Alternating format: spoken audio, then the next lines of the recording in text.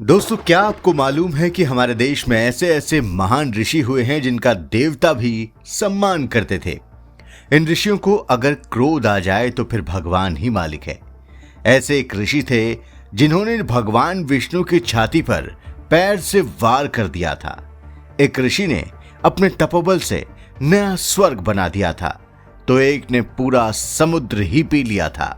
दोस्तों, भारत के ऋषि मुनियों ने ही पूरी दुनिया को पहली बार आध्यात्म, दर्शन और विज्ञान से परिचित कराया। भारत के इन ऋषि मुनियों का ज्ञान इतना गूढ़ है कि आज की मॉडर्न साइंस जो भी खोज करती है उसके बीज इन ऋषि मुनियों के ज्ञान में मिल जाते हैं। इस वीडियो में हम भारत के टॉप 10 ऋषियों के बारे में कुछ बेहद रोचक तथ्य शेयर करने जा रहे हैं। आप इस वीडियो को अंत तक जरूर देखिएगा। भृगु ऋषि। सबसे पहले नंबर पर बात करते हैं भृगु ऋषि की। महर्षि भृगु ब्रह्मा जी के 9 मानस पुत्रों में से एक हैं। प्रजापति दक्ष की कन्या ख्याति देवी को महर्षि भृगु ने पत्नी के रूप में स्वीकार किया, जिससे इनकी पुत्र पौत्र परंपरा का विस्तार हुआ। महर्षि भृगु के वंशज भार्गव कहलाते हैं। इन्हीं के एक पुत्र शुक्राचार्य थे जो राक्षसों के गुरु बने। इन्होंने भृगु संहिता, भृगु स्मृति, भृगु सूत्र, भृगु उपनिषद, भृगु गीता जैसे महान ग्रंथों की रचना की थी। एक बार जब वो भगवान विष्णु की परीक्षा लेने के लिए उनके पास गए तो उस वक्त भगवान श्री हरि विष्णु क्षीर सागर में शेषनाग पर शयन कर रहे थे। महर्षि भृगु जी को लगा कि हमें आता देख विष्णु सोने का नाटक कर रहे हैं, तो उन्होंने अपने दाहिने पैर को विष्णु जी की छाती पर जोर से दे मारा।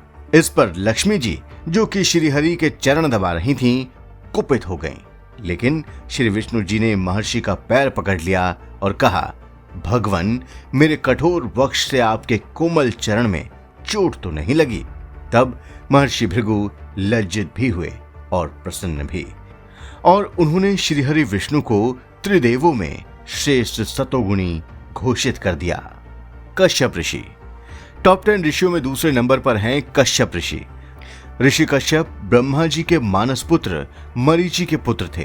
हिंदू मान्यताओं के अनुसार कश्यप ऋषि के वंशज ही सृष्टि के प्रसार में सहायक हुए। कश्यप ऋषि की 17 पत्नियां थीं।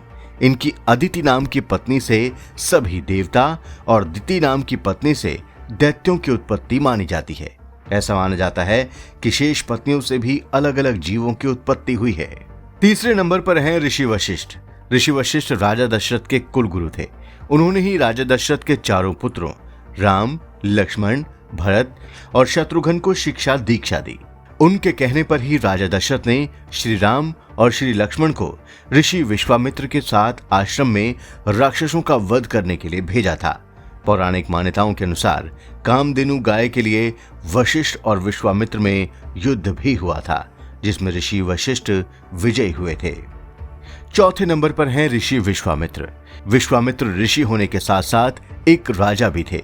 ऋषि विश्वामित्र ही गायत्री मंत्र के दृष्टा ऋषि हैं। इन्होंने अपने तपोबल से स्वर्ग का निर्माण कर दिया था और त्रिशंकु को शरीर के साथ ही स्वर्ग के दर्शन करा दिए थे।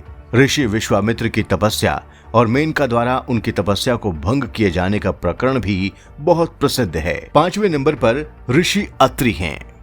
अत्रि ऋषि सतयुग में उत्पन्न हुए ब्रह्मा के 10 पुत्रों में से एक माने जाते हैं। अनुसुईया उनकी पत्नी थी। उनकी पत्नी ने अपने तपोबल से ब्रह्मा, विष्णु और महेश तीनों को प्रसन्न किया और तीनों को एक साथ पुत्र रूप में दत्तात्रेय के रूप में प्राप्त किया था। हमारे देश में कृषि विकास के लिए ऋषि अत्रि का योगदान सबसे अहम माना जाता है। उन्हें प्राचीन भारत में बहुत बड़ा वैज्ञानिक भी माना जाता है। दुर्वासा ऋषि 6ठे नंबर पर हैं। दुर्वासा ऋषि ब्रह्मा जी के पुत्र अत्रि और कर्दम ऋषि की पुत्री अनुसुईया के ही पुत्र थे। इन्हें भगवान शंकर का अवतार माना जाता है। दुर्वासा ऋषि का क्रोध जग जाहिर था। क्रोध में वो देवताओं को भी शाप दे देते थे। एक बार उन्होंने इंद्र को अपने गले की माला उतारकर भेंट स्वरूप दे दी। इंद्र ने अभिमानवश उस माला को अपने वाहन ऐरावत हाथी के गले में डाल दिया और ऐरावत ने उसे गले से उतारकर अपने पैरों तले रौंद दिया। अपने द्वारा दी गई भेंट का अपमान देखकर महर्षि दुर्वासा को बहुत क्रोध आया और उन्होंने इंद्र को लक्ष्मीहीन होने का श्राप दे दिया। भारद्वाज ऋषि। महर्षि भारद्वाज व्याकरण, आयुर्वेद संहिता, धनुर्वेद, राजनीति शास्त्र, यंत्र सर्वस्व, अर्थशास्त्र, पुराण, शिक्षा आदि पर अनेक ग्रंथों के रचयिता हैं। ऋषि भारद्वाज को प्रयाग का प्रथम वासी माना जाता है, अर्थात ऋषि भारद्वाज ने ही प्रयाग को बसाया था। प्रयाग में ही उन्होंने धरती के सबसे बड़े गुरुकुल की स्थापना की थी और हजारों वर्षों तक विद्यादान करते रहे। ऋग्वेद के छठे मंडल के दृष्टा ऋषि भारद्वाज ही हैं। ऋषि भारद्वाज सर्वाधिक आयु प्राप्त करने वाले ऋषियों में से एक थे। उन्हें अपरिमित आयु वाला बताया गया है। गौतम ऋषि का उल्लेख ऋग्वेद में अनेक बार हुआ है। उनका संबंध आंगिरसों से था। महर्षि गौतम की कठिन तपस्या से प्रसन्न होकर भगवान महादेव ब्रह्मगिरी क्षेत्र में त्र्यंबकेश्वर ज्योतिर्लिंग में विराजमान हुए और गंगा का दक्षिण भारत में अवतरण संभव हो सका। गंगा दक्षिण भारत में आज गौतमी गंगा या गोदावरी के नाम से जानी जाती हैं। महर्षि गौतम न्याय शास्त्र के प्रवर्तक रहे हैं। गौतम ऋषि की पत्नी अहिल्या थी। 8वें नंबर पर महर्षि दधीची हैं। दधीची प्राचीन काल से परम तपस्वी और ख्याति प्राप्त महर्षि थे। उनकी पत्नी का नाम गब्स्तनी था। महर्षि दधीची वेद शास्त्रों आदि के पूर्ण ज्ञाता और स्वभाव के बड़े ही दयालु थे। उनके व्यवहार से पशु पक्षी तक संतुष्ट थे। गंगा के तट पर उनका आश्रम था। इतिहास में कई दानी हुए हैं, किंतु मानव कल्याण के लिए अपनी अस्थियों का दान करने वाले केवल महर्षि दधीची ही थे। देवताओं ने जब बताया कि केवल दधीची की अस्थियों से बने वज्र के द्वारा ही असुरों का संहार किया जा सकता है, तब महर्षि दधीची ने अपना शरीर त्याग कर अस्थियों का दान कर दिया। माना जाता है कि ब्रह्म विद्या का ज्ञान पूरे विश्व में केवल महर्षि दधीची को ही था। 9वें नंबर पर अगस्त्य ऋषि हैं। अगस्त्य ऋषि का जन्म काशी में हुआ था। इन्हें पुलस्त्य ऋषि का पुत्र माना जाता है। देवताओं के अनुरोध पर इन्होंने काशी छोड़कर दक्षिण की यात्रा की और बाद में वहीं बस गए थे। दक्षिण भारत में वो सबसे बड़े ऋषि माने जाते हैं। महर्षि अगस्त्य भी एक वैदिक ऋषि थे। ऋग्वेद के अनेक मंत्र इनके द्वारा दृष्ट हैं। अगस्त्य ऋषि ने अपने तपोबल से एक बार समुद्र का पूरा जल पी लिया था। वातापी और इल्लव राक्षसों का वध भी इन्होंने ही किया था। कहा जाता है कि श्री राम ने अगस्त्य ऋषि से मिले बाण का प्रयोग कर रावण का वध किया था। 10वें नंबर पर वामदेव ऋषि हैं।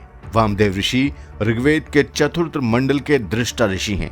वो गौतम ऋषि के पुत्र हैं। इन्हें गर्भावस्था में ही अपने पिछले 2 जन्मों का ज्ञान हो गया था और उसी अवस्था में इन्होंने इंद्र के साथ तत्व ज्ञान चर्चा भी कर ली थी। सामान्य मनुष्यों की तरह जन्म न लेने की इच्छा से इन्होंने माता का उदर फाड़कर उत्पन्न होने का निश्चय किया, किंतु माता द्वारा आह्वान करने पर और इंद्र से तत्व ज्ञान चर्चा होने के कारण ये वैसा न कर सके। तब ये शयन पक्षी के रूप में गर्भ से बाहर आए। शयन एक दिव्य बाज पक्षी होता है।